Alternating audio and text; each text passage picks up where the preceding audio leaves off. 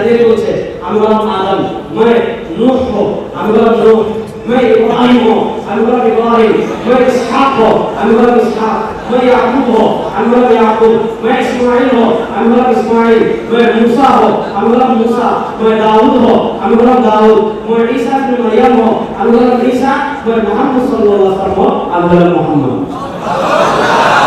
আচ্ছা এখন এত নবীর দৃশ্য হয়ে যায় তাহলে বাকি নবীরা যাবে কোথায়? আচ্ছা বলেন যে লোক নিজেকে এতজন নবী দাবি করেছে সে মুসলমান না কাফের? সে মুসলমান না কাফের? তুমি বাংলাদেশে কাদিয়ানিরা থাকবে, আমরা কখনো বলি না কাদিয়ানিদেরকে বাংলাদেশ থেকে বের করবেন।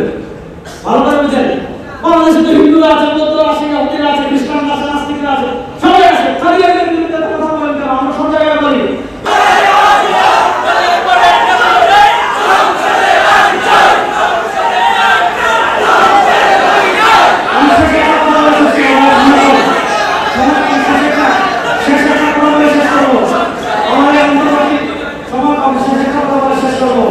অন্তর্বর্তীকালীন সরকার গঠিত হয়েছে।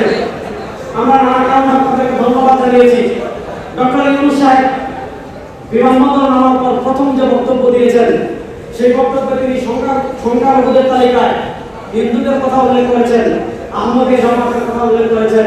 আমরা ওদের কাছে দাবি করব আহমদিয়া জামাত যদি সংখ্যালঘু অমুসলিম হিসাবে বাংলাদেশে থাকে আমাদের কোনো আপত্তি নেই। আমি আমার একটা কথা বলি, গত রমাদান আগের রমাদান স্টুডিওতে গিয়েছি প্রোগ্রাম ধারণ করার জন্য, 4-5 দিন আমার সাথে নামাজ পড়লো, এরপরে শুনি আহমদিয়া স্টুডিও। তো আমরা যেহেতু এটা বৈষম্য বিরোধী আন্দোলন, আমি তো যেহেতু বৈষম্য বিরোধী আন্দোলন হয়েছে, এই বৈষম্য বিরোধী আন্দোলনে বাংলাদেশের আপামর মুসলিম জনতা জড়িত ছিল। আমরা সব ঘটনা থেকে ইনশাআল্লাহ আমরা চেষ্টা শুরু করেছি, আপনারা দোয়া করবেন। বাংলাদেশের সব ঘটনা থেকে আমরা সম্মিলিত আওয়াজ তুলব যে এই অন্তর্বর্তীকালীন সরকারের আমলে কাদিয়ানীদেরকে রাষ্ট্রীয় মুসলিম ঘোষণা করতে হবে। এই দাবির পক্ষে যদি আমরা আওয়াজ তুলি আপনারা থাকবেন ইনশাআল্লাহ। আল্লাহ রাব্বুল ইজ্জত ওয়াল জালাল নবীর ইজ্জতের হেফাজতে আমাদের সবাইকে কবুল করুন।